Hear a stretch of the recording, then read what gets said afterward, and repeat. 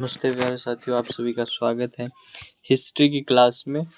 और इससे पहले हम लोगों ने इटली का एकीकरण और जर्मनी का एकीकरण पढ़ा था। क्या चीज़? जर्मनी। इटली और जर्मनी दोनों का एकीकरण हमने पढ़ा था।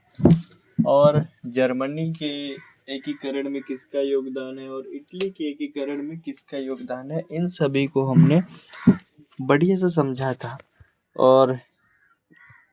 और जर्मनी के एकीकरण में बाधा था, उस एकीकरण से पहले ये सब पढ़ा था। ठीक है, अब हमें क्या कुछ छोटे छोटे देश जैसे हो गए, यूनान हो गया, हंगरी हो गया,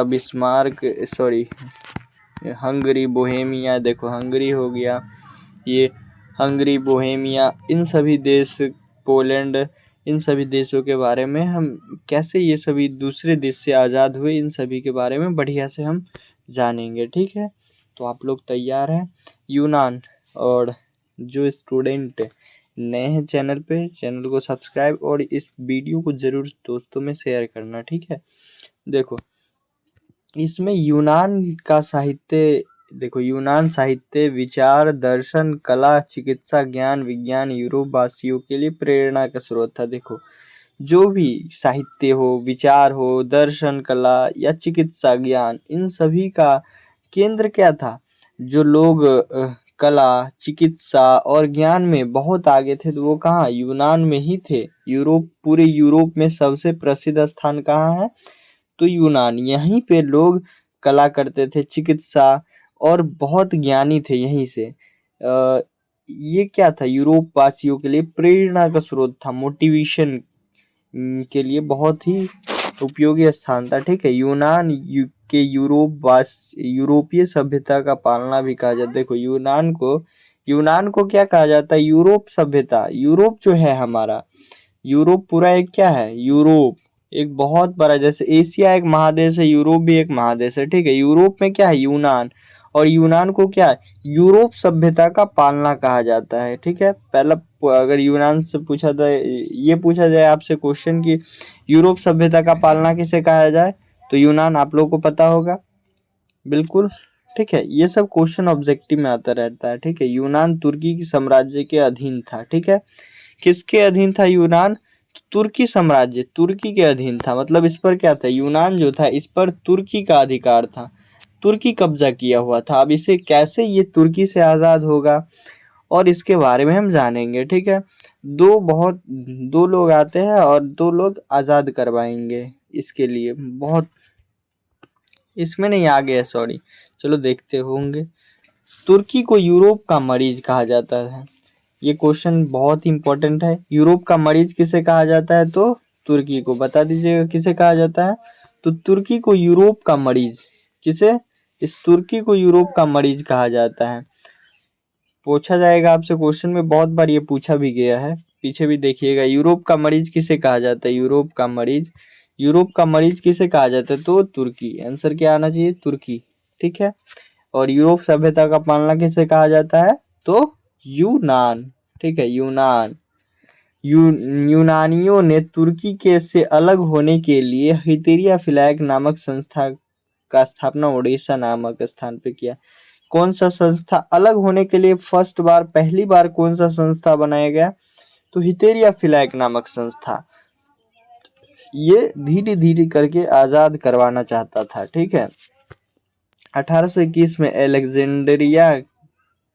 एलेक्जेंडर चिपसिलांती के नेतृत्व में क्या हुआ? यूनान में विद्रोह शुरू हुआ। 1821 में हुआ। कब हुआ विद्रोह? तो किसने करवाया? तो अलेक्जेंडरिया, एक नेता। जैसे यहाँ हमारे यहाँ गांधी जी थे। गांधी जी कैसे मिलकर, मतलब वो अकेले ही पूरे देश में क्या किए? लोगों को इकट्ठा करके आंदोलन करवाए। तो इसी प्रकार से वहाँ एलेक्जेंडरिया चिपसिलांती नामक एक नेता था। उसके नेतृत्व में क्या हुआ? सभी लोग विद्रोह करना शुरू कर दिए। कब? तो 1821 में। ठीक है, दूसरा 1827 में लंदन सम्मेलन हुआ। यहाँ पे हुआ होना चाहिए। ठीक है, हुआ जिसमें इंग्लैंड, फ्रांस, रूस, तुर्की के खिलाफ, ये इंग्लैंड, रूस और फ्रांस, ये तीनों मिलकर किसके, तुर्की के खिलाफ क्या करता था, यूनान के समर्थन से कि संयुक्त कार्रवाई करने के लिए निर्णय लिया। ये तीनों मिलकर युद्ध के लिए किसे लड़का रहा था, तुर्की को, कि आओ लड़ते हैं, ठीक है, और हम किसे आजाद कराएंगे, यूनान को आजाद कराएंगे। युद्ध तुर्की तथा मिस्र का सेना बुरी तरह पराजित हुआ। युद्ध में कौन सा, तुर्की तथा मिस्र, ये सभी लोग क्या हो गए, बुरी तरह पराजित हो गए। कौन, ये इंग्लैंड, फ्रांस और रूस, ये तीनों मिलकर के तुर्की को पराजित कर दिया। 1829 में एड्रियानोपोल नामक संधि हुई। एक संधि हुआ जिसमें एड्रियानोपोल नामक संधि हुआ, जिसके तहत क्या हो गया कि क्या हो गया, कुछ स्वायत्तता, मतलब 50% मानो की आजादी दे दी गई। फिर भी कब्जा अभी भी किसका, तुर्की का ही कब्जा था। फिर भी यूनान पर तुर्की का अभी तक कब्जा था और ये पूरी तरह आजाद होना चाहते थे। फिर क्या हो गया, 1832 में कुस्तुनतुनिया की संधि के द्वारा यूनान को स्वतंत्र कर दिया गया। कब, 1832 में। कौन सा, कुस्तुनतुनिया। और बवेरिया के शासन ओटो को स्वतंत्र राज्य घोषित कर दिया। एक स्वतंत्र हो गया। देखो अब याद करना है, कैसे याद होगा, तो मैं कहूँगा रटना नहीं। देखो क्या क्या हुआ अभी तक, मैंने क्या पढ़ाया, और यहाँ पे रिवीजन करते बताते, जो पढ़े हो उसे रिकॉल करो। अभी हमने पहले पढ़ा क्या, यूनान जो था, यूनान जो था यूरोप का, इसे क्या कहा जाता है, यूनान कला केंद्र और ये सभी चिकित्सा ज्ञान का केंद्र है, ठीक है। इसे यूरोप सभ्यता का पालना कहा जाता है, सभ्यता का पालना कहा जाता है। पहला जो याद हो रहा है, पहला हो गया। दूसरा, ये तुर्की को क्या कहा जाता है, यूरोप का मरीज। तुर्की को यूरोप का क्या कहा जाता है, यूरोप का क्या कहा जाता है, मरीज, ठीक है, मरीज कहा जाता है। तो ये दूसरा पॉइंट हो गया। अब तीसरा हमने क्या पढ़ा, 1821 में क्या हो गया, अलेक्जेंडर चिपसलांती के नेतृत्व में क्या हो गया, आंदोलन शुरू हुआ 1821 में। एक पॉइंट यहाँ लिख देंगे, ठीक है। अब चौथा पॉइंट हम जानते हैं कि चौथा क्या है, 1827 में लंदन सम्मेलन हुआ। 1827 में लंदन सम्मेलन हुआ। 1827 में क्या हो गया, 1827 में क्या हो गया, लंदन सम्मेलन, ठीक है। लंदन सम्मेलन के तहत क्या हो गया,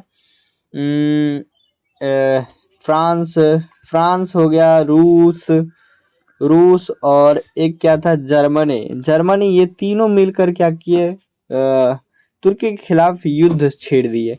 और 1829 में क्या हो गया, बस एड्रियानोपोल की संधि हुई। और 1832 में 1832 में कुस्तुनतुनिया की संधि। बस ऐसे करके आप याद कर सकते हो, ठीक है। यहाँ पे पेज नहीं तो पूरा लिख कर बता देते, ठीक है। ऐसे तो लिख दिए, समझ लो, ठीक है। आपको रिकॉल करना है, ठीक है, रिकॉल, या फिर उसे क्या करना, दोहराना है। वो भी कॉपी बंद करके लिखना है, छोटा छोटा पॉइंट करके, जिससे आपको क्या होगा, लॉन्ग टर्म मेमोरी में ये सेट हो जाएगा और आप दोबारा रिकॉल कर सकते हैं कि हाँ, इस डेट में 1827 में लंदन सम्मेलन, 1832 में कुस्तुनतुनिया, ऐसे। और यूरोप को क्या कहा जाता है, यूरोप सभ्यता का पालना किसे कहा जाता है, यूनान।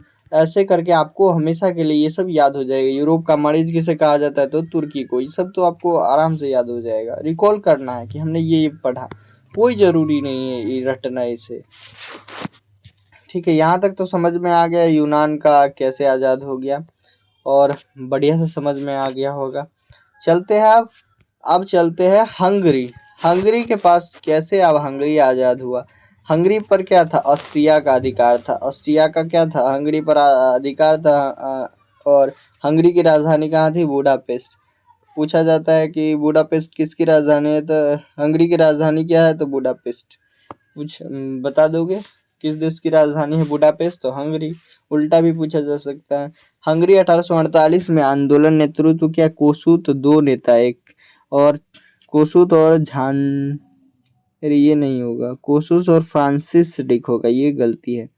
क्या होगा, फ्रांसिस डिक लिख लेना, फ्रांसिस डिक होगा, ठीक है, फ्रांसिस डिक यहाँ पे, ठीक है, ये गलत है। फ्रांसिस डिक के नेतृत्व में 1848 में चालू हुआ, ठीक है। 31 मार्च 1848 को ऑस्ट्रिया समाप्त हो गया, प्रभाव समाप्त हो गया और आजाद हो गया। आप देखो यहाँ पे क्या करना, आप इतना पढ़े तो यहाँ पढ़ने के बाद आपको लिखना है, कॉपी में झाँप कर एक दूसरी ओर लिखना है, ठीक है। पहले हमने जाना हंगरी पर किसका अधिकार था, हंगरी पर ऑस्ट्रिया का अधिकार था। दूसरा, हंगरी की राजधानी क्या है, बुडापेस्ट है। तीसरा क्या है, हंगरी की राजधानी बुडापेस्ट। और तीसरा क्या है, तीसरा हमारा, और हमने तीसरा क्या पढ़ा है, तीसरा 1848 में क्या हो गया, 1848 में कोसूत और फ्रांसिस डिक के नेतृत्व में क्या हो गया, कोसूस और फ्रांसिस डिक के नेतृत्व में आंदोलन शुरू हुआ और 31 मार्च को क्या हो गया, 1848 को आज़ाद हो गया। बस इतना याद रखना है, ठीक है। ये सभी याद हो जाएगा आप लोगों को बढ़िया से, ठीक। ऐसे ही रिकॉल करना है, ऐसे तो मैं समझा देता हूँ और रिकॉल भी करवा देता हूँ अभी, और आपको खुद करना है, ठीक है। पोलैंड में हम जानते हैं, पोलैंड पर रूस का प्रभाव था। पोलैंड में किसका प्रभाव था, रूस का। और 1830 में पोलैंड में रूस से स्वतंत्र के लिए क्या हो गया, इसमें बस ज़्यादा नहीं, पोलैंड पर किसका अधिकार था, रूस, ये जानो। और 1830 में नहीं, 1918 में बस ये आज़ाद हो गई, ये दोनों जानो, ये दोनों, बस आगे मत समझो, ठीक है। अब चलते हैं बोहेमिया पर भी ऑस्ट्रिया का अधिकार था। ये सब छोटा छोटा है। बोहेमिया बहुसंख्यक जनता, चेक प्रजाति का संख्या था। इसमें ज़्यादातर कौन सा, बोहेमिया में चेक प्रजाति का। ये ऑस्ट्रिया बोहेमिया देने के लिए, मांग करने के लिए स्वीकार, लेकिन इसे क्या कर दिया गया, ये अब आज़ाद नहीं हुआ, बाद में हो गया, लेकिन इसमें दिया नहीं किताब में, ठीक है। अब ये इम्पोर्टेंट है, ठीक है। यूरोप में राष्ट्रवाद का उदय का प्रभाव क्या हो गया, यूरोप में राष्ट्रवाद का प्रभाव का क्या हो गया, और नीचे है क्या, नहीं। और ये लास्ट, और ये दीर्घ के लिए, ये कितने, 5 मार्क्स, 5 अंक के लिए ये बहुत ही इम्पोर्टेंट है, ठीक है। ये 5 अंक के लिए है। देखो इसमें पूछा जाता है यूरोप में राष्ट्रवाद के उदय का प्रभाव क्या क्या हुआ भारत में, या फिर यूरोप में राष्ट्रवाद के प्रभाव के कारणों को लिखे, ऐसा पूछा जाता है क्वेश्चन, ठीक है। क्वेश्चन करवाएंगे तो आप लोगों को समझ में आ जाएगा उस समय दीर्घ और लघु, ठीक है। अभी बस समझो, मैं समझा देता हूँ। यूरोप में राष्ट्रवाद का उदय का कारण, प्रभाव क्या हुआ, अब भारत पर क्या प्रभाव पड़ा, भारत के लोग क्या राष्ट्रवाद की भावना जगी या नहीं। देखो, मैसूर के टीपू सुल्तान फ्रांसीसी क्रांति के प्रभाव होकर जैकोबिन क्लब की स्थापना की। यहाँ पे क्या जैकोबिन, क्या चीज, फ्रांसीसी क्रांति से कौन प्रभावित, तो मैसूर के टीपू सुल्तान ने क्या चीज किया, जैकोबिन क्लब की स्थापना की। अब जैकोबिन क्लब की स्थापना की है, ठीक है। और यहाँ पे लोगों को तैयार किया जाता है राष्ट्रवाद के प्रभाव के लिए, ठीक है। टीपू सुल्तान ने क्या किया, श्रीरंगपट्टनम में स्वतंत्रता के प्रतीक वृक्ष लगाया। अब देखो ये भी वृक्ष लगाए, स्वतंत्रता के प्रतीक, जो स्वतंत्र हो। और इन्होंने क्या किया, टीपू सुल्तान ने क्या किया, एक वृक्ष लगवाया। सोचो ये भी प्रभाव हो रहा है राष्ट्रवाद का। अब क्या है, तीसरा क्या है, राजा राम मोहन राय ने 1821 में नेपल्स की क्रांति के विफल पर क्या किया, दुख प्रकट किया। अब देखो वहां विफल हो रहा है तो यहाँ दुख हो रहा है। और 1821 की स्पेनिश स्वतंत्रता पर उन्होंने क्या किया, भोज दिया। अगर स्वतंत्र हो तो भोज, और विफल हो तो क्या किया, दुख प्रकट किया। तो प्रभाव हो रहा है यहाँ पे, देखो यूरोप में राष्ट्रवाद के प्रभाव भी हो रहा है यहाँ पे।